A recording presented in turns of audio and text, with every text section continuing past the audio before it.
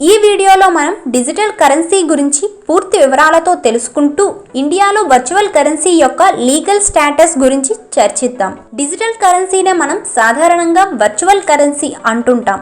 ఇది మనం బయట చూసే కరెన్సీ నోట్ల లాంటిది కాదు. దీన్ని మనం ఫిజికల్ గా స్పర్శించలేం, డిజిటల్ గా మాత్రమే చూడగలం. What is digital currency? దీనికి గ్లోబల్లీ యాక్సెప్టెడ్ డెఫినేషన్ అంటూ ఏమీ లేదు. కొందరు దీనిని method of exchange of value అని, మరికొందరు దీనిని goods, item, product are commodity అని అంటారు. రీసెంట్గా సుప్రీంకోర్టు తన జడ్జిమెంట్లో భాగంగా డిజిటల్ కరెన్సీ గురించి ఈ విధంగా ప్రస్తావించింది. జైనిజంకు చెందిన అనేకాంతవాద ఫిలాసఫీలో నలుగురి గుడ్డివారు ఎలిఫెంట్ యొక్క ఫిజికల్ ఫ్యూచర్స్ని డిస్క్రైబ్ చేయడానికి ప్రయత్నిస్తూ ఎలిఫెంట్లో ఏదో ఒక ఫిజికల్ ఫ్యూచర్ని మాత్రమే పూర్తి స్థాయిలో డిస్క్రైబ్ చేయగలుగుతారు. అదేవిధంగా డిజిటల్ కరెన్సీకి సంబంధించిన ఏ ఒక్క నిర్వచనం కూడా దానిని పూర్తి స్థాయిలో నిర్వచించలేకపోయింది. 2008లో బిట్ కాయిన్ అనే వర్చువల్ కరెన్సీని జనరేట్ చేయడం ద్వారా వర్చువల్ కరెన్సీని బాగా ప్రాచుర్యంలోనికి తెచ్చిన పర్సన్ సతోషి నకమోటో. ఇతని ప్రకారం bitcoin as a new electronic cash system that's fully peer to peer with no trusted third party. That means ఇక్కడ ఎటువంటి సెంట్రల్ రెగ్యులేటర్ ఉండరు, like RBI. Peer to peer అంటే ఒక వ్యక్తి నుండి మరొక వ్యక్తికి మధ్య జరిగే ఎలక్ట్రానిక్ క్యాష్ ట్రాన్స్ఫర్. ఎటువంటి సెంట్రల్ రెగ్యులేటర్ లేకుండా వ్యక్తుల మధ్య జరిగే ఒక న్యూ ఎలక్ట్రానిక్ క్యాష్ ట్రాన్స్ఫర్ అని ఆర్బీఐ వర్చువల్ కరెన్సీని 2013లో ఈ విధంగా నిర్వచించింది. It is a type of unregulated digital money issued and controlled by its developers and used and accepted by the members of a specific virtual community. కొంతమంది individuals తమ personal computers ద్వారా ఒక common నెట్వర్క్ని ఉపయోగించి ఒక కమ్యూనిటీగా ఏర్పడితే దాన్ని వర్చువల్ కమ్యూనిటీ అంటారు. ఈ కమ్యూనిటీలో ఉన్న ప్రతి ఒక్క కంప్యూటర్ని ఒక నోడ్ అంటారు. వర్చువల్ కరెన్సీ అనేది ఆ స్పెసిఫిక్ వర్చువల్ కమ్యూనిటీలోని మెంబర్ చేత డెవలప్ చేయబడుతుంది. ఇది డెవలపర్ చేత ఇష్యూ చేయబడుతుంది అండ్ కంట్రోల్ చేయబడుతుంది. ఇక్కడ ఎటువంటి సెంట్రల్ రెగ్యులేటర్ ఉండరు. దీనిని కేవలం ఆ వర్చువల్ కమ్యూనిటీలోని మెంబర్స్ మాత్రమే యాక్సెప్ట్ చేస్తారు. గ్లోబల్ యాక్సెప్టెన్స్ ఉండదు. ఈ వర్చువల్ కరెన్సీని వర్చువల్ కమ్యూనిటీలో ఉన్నటువంటి మెంబర్స్ అందరూ చూడగలుగుతారు అండ్ ఇక్కడ జరిగే ట్రాన్సాక్షన్స్ ని పరిశీలించగలుగుతారు. What is cryptocurrency? సాధారణ డిజిటల్ కరెన్సీకి ఎన్క్రిప్షన్ ఆల్గారిథం రూపంలో ఎక్స్ట్రా లేయర్ ఆఫ్ సెక్యూరిటీని యాడ్ చేయడం ద్వారా క్రిప్టో కరెన్సీని రూపొందిస్తారు. దట్ మీన్స్ అన్ని క్రిప్టో కరెన్సీలు డిజిటల్ కరెన్సీలే, కానీ అన్ని డిజిటల్ కరెన్సీలు క్రిప్టో కరెన్సీలు కాదు. చాలా వరకు మనం క్రిప్టో కరెన్సీ అనే పదాన్ని బ్లాక్ చైన్ టెక్నాలజీ అనే పదంతో కలిపి వాడుతుంటాం. అయితే వాటి మధ్య సంబంధం ఏమిటి? బ్లాక్ చైన్ టెక్నాలజీ ద్వారా మనం డెవలప్ చేయగలిగే అనేక పొటెన్షియల్ అప్లికేషన్స్లో డిజిటల్ కరెన్సీ అనేది ఒక అప్లికేషన్ మాత్రమే. అంటే బ్లాక్ చైన్ టెక్నాలజీ అనేది కేవలం వర్చువల్ కరెన్సీ కోసమే రూపొందించింది కాదు. దాని ఉపయోగాలు అనేకం ఉన్నాయి. వాటిలో వర్చువల్ కరెన్సీ ఒకటి. క్రిప్టో కరెన్సీని క్రియేట్ చేసే ప్రాసెస్ని మైనింగ్ అంటారు. ఈ విధంగా మైన్ చేసిన డిజిటల్ కరెన్సీని ఒక డిజిటల్ లెడ్జర్లో రిజిస్టర్ చేస్తారు. ఈ డిజిటల్ లెడ్జర్ అనేది ఒక లాగ్ బుక్ లాంటిది. ఇది వర్చువల్ కమ్యూనిటీలో ఉన్న అందరికీ విజిబుల్ గాను అండ్ యాక్సెసిబుల్ గాను ఉంటుంది. దీని మూలంగా వర్చువల్ కమ్యూనిటీలో ఎవరి వద్ద ఎంత డిజిటల్ అసెట్స్ ఉన్నాయి అనే విషయం కమ్యూనిటీలోని అందరికీ తెలుస్తుంది. ఇందులో జరిగే ప్రతి ఒక్క ట్రాన్సాక్షన్ని కమ్యూనిటీలోని అందరూ ఖచ్చితంగా వ్యాలిడేట్ చేయాల్సి ఉంటుంది. అప్పుడే ట్రాన్సాక్షన్ కంప్లీట్ అవుతుంది. ఈ ప్రాసెస్ అంతటిని సింప్లిఫై చేయడానికి మనం వాడే టెక్నాలజీనే బ్లాక్ చైన్ టెక్నాలజీ అంటారు. ఇది ఒక డిస్ట్రిబ్యూటెడ్ లెడ్జర్ బేస్డ్ టెక్నాలజీ. ఈ విధానంలో ప్రతి ఒక్క రికార్డ్ కూడా ఒక బ్లాక్ రూపంలో రిజిస్టర్ అయి ఉంటుంది. ఈ బ్లాక్స్ అన్ని ఒకదానితో ఒకటి కలిసి ఒక చైన్ లేదా గొలుసుగా ఫామ్ అవుతాయి. దీనినే చైన్ ఆఫ్ బ్లాక్స్ అంటారు. ఇందులో కొత్తగా ఏర్పరిచే ఏ రికార్డ్ అయినా ఈ వర్చువల్ కమ్యూనిటీలోని అందరూ వ్యాలిడేట్ చేస్తే అది అఫీషియల్గా జనరేట్ అయ్యి దట్ మీన్స్ ఒక న్యూ బ్లాక్గా ఏర్పడి అంతకు ముందే ఉన్న చైన్ ఆఫ్ బ్లాక్స్కు యాడ్ అవుతుంది. ఇదే బ్లాక్ చైన్ టెక్నాలజీ. ఈ టెక్నాలజీ ఆధారంగా జరిగే ప్రతి ఒక్క ట్రాన్సాక్షన్ కూడా ఇన్కరప్టబుల్గా అండ్ ట్రాన్స్ఫరబుల్గా ఉంటుంది. బ్లాక్ చైన్ టెక్నాలజీని కేవలం వర్చువల్ కరెన్సీకే కాకుండా డేటా లేదా రికార్డ్స్ ఇన్వాల్వ్ అయిన ప్రతి ఒక్క చోట వాడవచ్చు. Like land records, birth records, school and health records etcetera. Block chain టెక్నాలజీని ఎక్కువ స్థాయిలో వినియోగించుకోవాలి అనే ఉద్దేశ్యంతో సెంట్రల్ అండ్ స్టేట్ గవర్నమెంట్స్ ఉన్నాయి. దీనిలో భాగంగానే Telangana government block chain district అనే ఒక న్యూ ప్రాజెక్ట్ ని స్టార్ట్ చేసింది. దీనిలో భాగంగా పైలట్ స్కేల్లో ఒక డిస్ట్రిక్ట్ లోని అన్ని రికార్డ్స్ ని బ్లాక్ చైన్ టెక్నాలజీని వాడి ట్యాంపర్ ప్రూఫ్ సిస్టమ్ ని ఏర్పరచాలని ప్రయత్నిస్తుంది. What is the legal status of virtual currency in India? 2018లో బడ్జెట్ స్పీచ్లో భాగంగా అప్పటి finance minister Arun Jaitley government virtual కరెన్సీని లీగల్ టెండర్గా భావించదు అని చెప్పారు. దట్ మీన్స్ దీన్ని ఒక కరెన్సీగా భావించదు.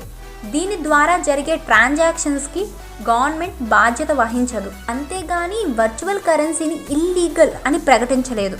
2018లో ఆర్బీఐ వర్చువల్ కరెన్సీకి సంబంధించి ఒక సర్క్యులర్ని జారీ చేసింది. వర్చువల్ కరెన్సీ ఇన్వాల్వ్ అయ్యే వ్యవహారాలలో బ్యాంక్స్ సర్వీసెస్ని ప్రొవైడ్ చేయవద్దు అని. అంటే వర్చువల్ కరెన్సీ ఎక్స్చేంజెస్కి అకౌంట్స్ని మెయింటైన్ చేయడం, వర్చువల్ కరెన్సీని రిజిస్టర్ చేయడం, ట్రేడింగ్ చేయడం, వాటిని కోలేటరల్గా ఆమోదించి లోన్ ఇవ్వడం, వర్చువల్ కరెన్సీని అమ్మడం మూలంగా పొందిన మనీని బ్యాంక్ అకౌంట్స్లో డిపాజిట్ చేయడం మొదలగు వాటిని నిషేధించింది. ఈ నిషేధానికి main reasons: number 1, lack of any underlying fiat. Fiat means government issue చేయడం లేదా ఎండార్స్ చేయడం. వర్చువల్ కరెన్సీని గవర్నమెంట్ ఎండార్స్ చేయలేదు. దీనికి సంబంధించిన ఎటువంటి రెగ్యులేటరీ అథారిటీ లేదు.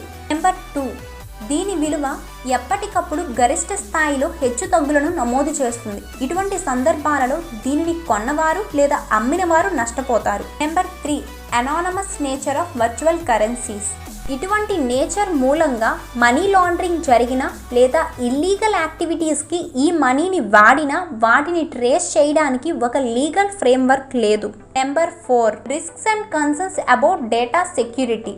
ఇది పూర్తి స్థాయిలో డిజిటల్గా జరిగే వ్యవహారం కాబట్టి కన్జ్యూమర్కి సంబంధించిన డేటా ప్రొటెక్షన్కి ఎటువంటి గ్యారంటీ ఉండదు. సో దీనిని నిషేధిస్తూ ఆర్బీఐ 2018లో ఒక సర్క్యులర్ని జారీ చేసింది. దీనిని సుప్రీంకోర్టు మార్చ్ 4, 2020 కొట్టివేసింది. ఎందుకంటే ఆర్బీఐ వర్చువల్ కరెన్సీకి సంబంధించి రెగ్యులేటరీ ఫ్రేమ్వర్క్ని ఇప్పటి వరకు తయారు చేయలేకపోయింది. కాబట్టి ఆర్బీఐ వర్చువల్ కరెన్సీకి సంబంధించిన వాల్యూ, ట్రాన్స్ఫర్ అండ్ ట్రాన్సాక్షన్స్ని కంట్రోల్ చేయలేదు. అందువలన బ్యాంక్స్ వర్చువల్ కరెన్సీకి సంబంధించిన వ్యవహారాలు జరపరాదు అని నిషేధించింది. ఇప్పటి వరకు రెగ్యులేటరీ ఫ్రేమ్వర్క్ను ఏర్పాటు చేయలేకపోవడం అనేది bank, that means RBI and government యొక్క లోపం. ఆర్బీఐ రెగ్యులేట్ చేయలేని కారణంగా వర్చువల్ కరెన్సీతో వ్యవహారాన్ని నిషేధించడం అనేది ఆర్టికల్ 19(1)(g) తెలియపరిచే ఫండమెంటల్ రైట్కు వ్యతిరేకం.